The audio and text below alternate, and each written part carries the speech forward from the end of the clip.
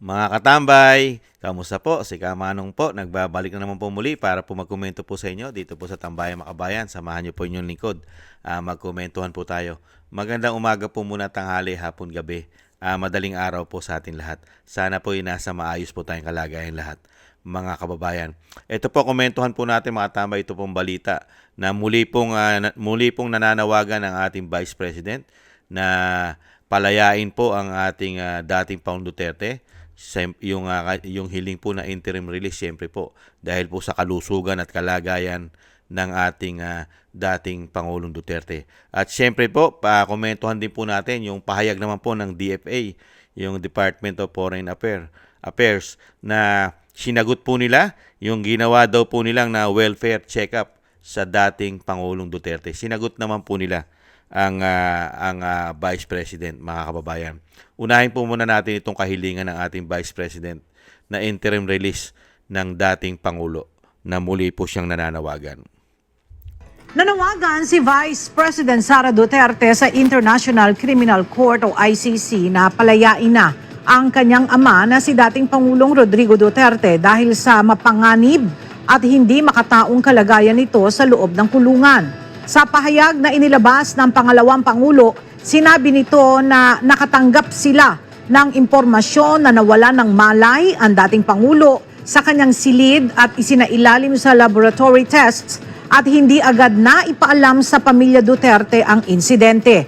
Mariinding tinutulan ni VP Sara ang isinagawang welfare check ng pamahalaan sa ICC Detention Center na anyay malinaw na pang-aabuso sa karapatan ng kanyang ama. Giit niya, walang dahilan upang manatiling nakakulong si Duterte dahil hindi ito banta sa mga saksi o sa mga kaso at wala ring balak na muling humawak ng posisyon sa gobyerno. Tinuligsari niya ang ICC dahil sa kabiguan nitong maglaan ng kahit tagapag-alaga para sa mga simpleng pangangailangan sa kalusugan ng dating Pangulo. Samantala, sa inilabas na pahayag ni Attorney Nicholas Kaufman, kinumpirma nito na ilang beses nang nadapa at nawalan ng malay ang matandang Duterte sa loob ng selda at kinailangang dalhin sa ospital para masuri sa posibleng pinsala sa ulo. Bagay na hindi napaalam kahit sa legal counsel ng dating Pangulo. Nakita niyo po mga tambay, ibang klase po, no? Grabe po ginagawa ng ICC sa dating Pangulo. Hindi man lang po nakakuha ng human rights sa kanila ang dating Pangulo. Ibang klase po. At ito naman po ang sagot ng DFA, mga tambay, sa ginawa po nilang welfare check-up, mga kabayan. Pakinggan naman po natin ang DFA. Setup ko lang po, mga kabayan. Setup lang po natin. At pakinggan po natin. Nakita nyo po, yung simpleng hiling lang po para po sa dating Pangulo, hindi po mapagbigyan ng ICC. Ibang klase po tumatao na ito. Wala pong mga puso't damdamin. Samantalang sinasabi nila sila para sa human rights. Ibang klase. Pakinggan po natin ang sagot naman po ng DFA, mga kababayan.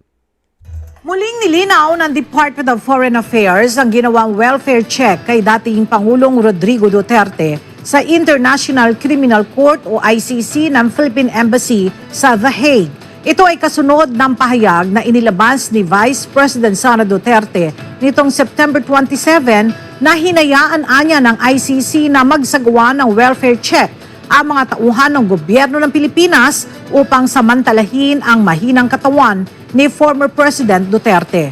Ayon pa kay VP Sara, ito ay pang-aabuso ng kapangyarihan laban sa isang individual na nasa hirap na kalagayan.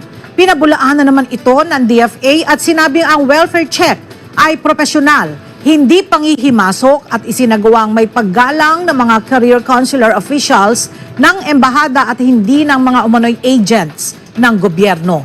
Samantala, iginit din ng DFA na walang impormasyon ng pamahalaan ng Pilipinas patungkol sa sinasabing health condition ng dating Pangulo at mas maiging idulog na lamang sa tagapagsalita ng ICC. Maniniwala po ba tayo doon sa sinasabi ng DFA sa Netherlands na walang alam ang Pangulo? Sino po ba ang Commander-in-Chief ng DFA? ng ambassador po ng Netherlands. Sino po ba? Kanino po ba siya nagre-report?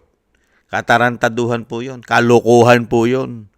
At kung sinasabi mo professional ang ginawa ninyo, bakit hindi man lang kayo nagpasintabi sa pamilya? Ni hindi man lang nyo pinalam sa pamilya.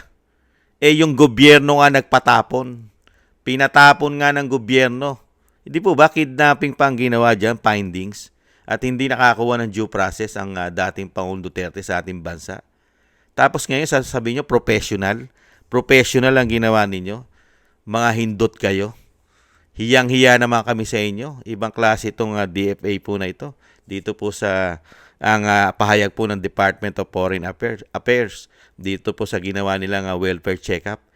Professional ang ginawa nyo at yung mga embahada. Samantalang hindi nyo man lang isang vice president ang anak. Ni hindi man lang nyo pinagpaalaman. Ganon kayo katindi. Ibang klase ang nagpatapon pa mismo. At sino maniniwala naman sa inyo na yan ay wala kayong impormasyon na binigay sa palasyo? Sige nga, maglalakas loob po ba kayo sa tagal ng panahon, mahigit 6 na buwan na po dyan ang dating Pangulo. Ngayon nyo lang binisita? Ngayon lang kayo nag-welfare check-up? Dahil nung pumuputok na ang issue na ang kalagayan ng dating Pangulo ay hindi na maganda at nadadapa na at nababagok na ang ulo. Ngayon, pupuntahan nyo para ma-report? Hindi ba? Sigurado yon may mag-uutos sa inyo. Dahil una-una, kayo ay trabahante lang. Hindi ba? At meron kayo sinusunod na commander-in-chief nyo. Hindi po ba, mga kabayan? Kaya dito, malabo pa sa sabaw ng pusit ito, mga tambay. Yung ginagawa pong paghuhugas kamay ng DFA. Naguhugas kamay lang po ito. Komento ko po, mga tambay. Naguhugas kamay. At alam naman po natin sa mga sarili natin na kumukuha lang din po ng impormasyon sa kalagayan po ng dating Pangulong Duterte ay kumukuha siya ng impormasyon kung ano kalagayan ni PRRD.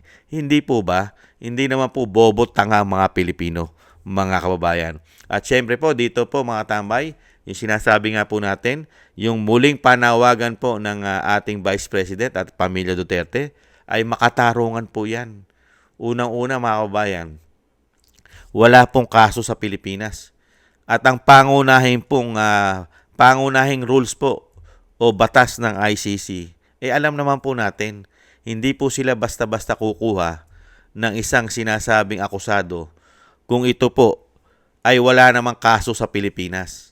Mga kababayan, hindi po ba meron silang Rome of Statutes na sinusunod? At yung proseso po na ginawa na pag-aresto ron ay napakatindi pong questionable yan. Illegal ang ginawa pong walang due process. Kaya nga lang po, kaya po natupad at nangyari ang lahat. Uulitin po nating muli ay dahil nga po puwersahan siyang kinuha, mga kababayan. Hindi na po siya pinalabas ng airport. Pinalabas man pero dinala rin sa kampo nila. Hindi po ba sa Villamor Air Base at talagang sa pilitan ng sinakay na eroplano. Ganyan po katindi ang ginawa ng gobyerno po ng binagoong Pilipinas. At yung interim release naman po, mga tambay, karapatan po ni dating Pangulong Duterte yun dahil kalusugan niya na po ang pinag-uusapan dito at wala naman pong ospital doon sa loob ng ICC. Clinic lang ang nahandong clinic. Ano po ginagawa nila kay dating Pangulong Duterte? Mga kabayan, sinisikreto pa nga nila Di ba? Sinisikreto nila ang nangyayari. Na pati yung nangyayaring nadadapa, nababagok na ilang beses ang dating Pangulo.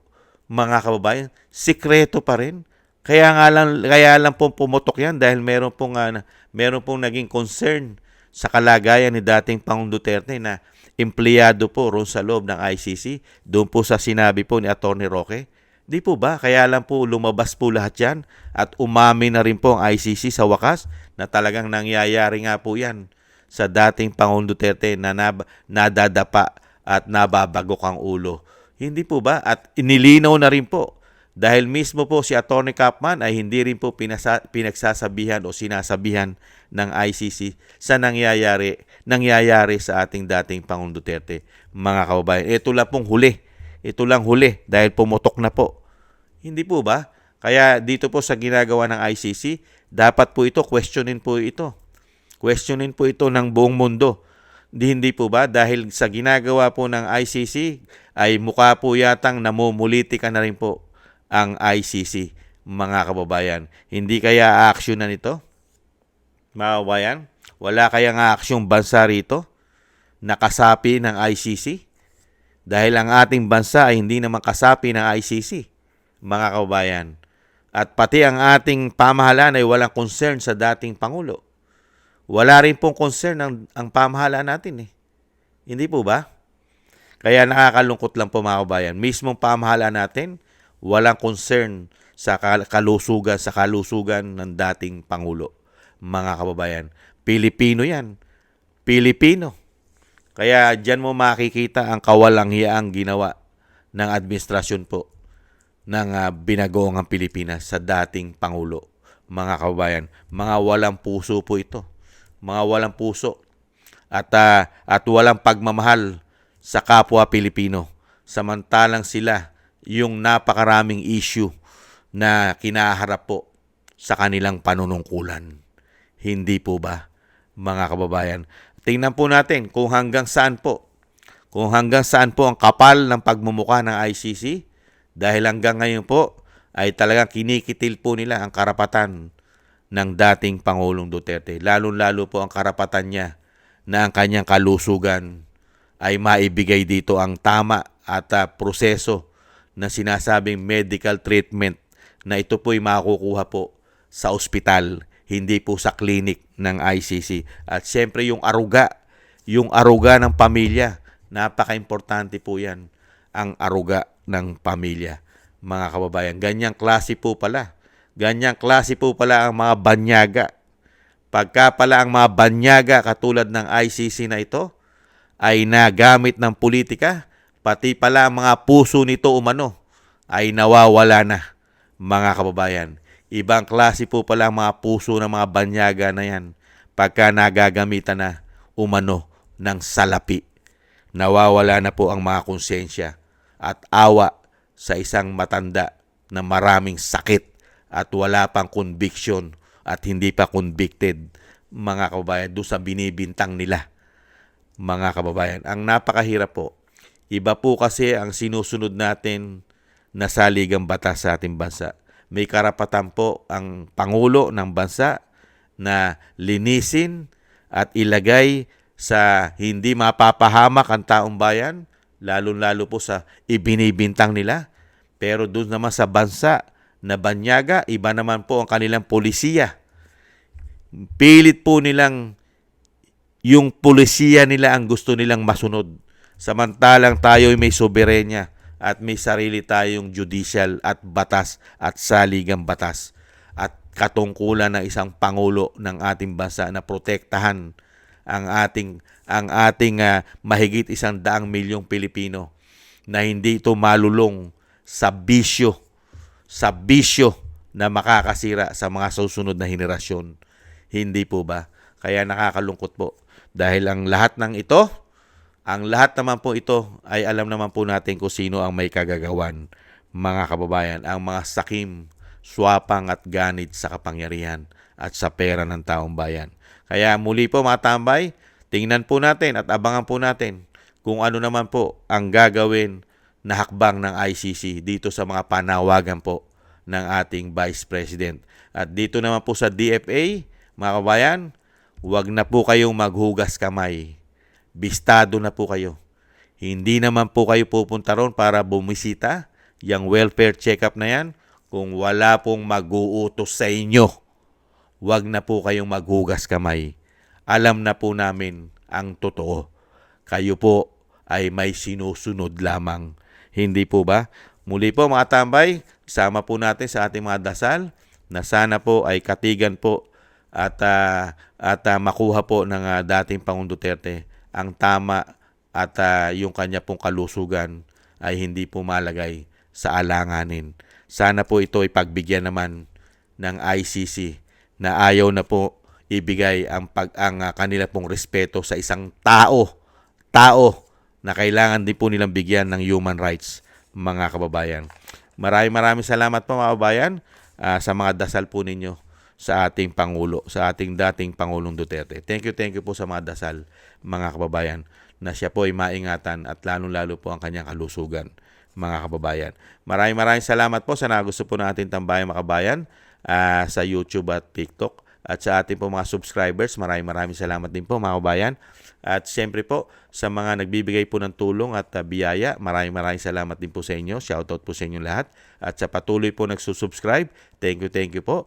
At sa mga nagko-comment, like, share, and subscribe din po, thank you. At yung panalangin at dasal po natin mga kababayan, lagi po natin isama ang pamilya Duterte na maingatan po sila sa kapahamakan ang Vice President at ganoon din po ang dating Pangulong Duterte at na makabalik na po sa lalong mabilis sa ating bansa. Thank you po mga tambay at ganoon din po tayo po ay magdasal at manalangin ng tayo po ay maingatan din at ang ating buong sambahanan. Ingat po mga tambay, paalam po muna, bye-bye!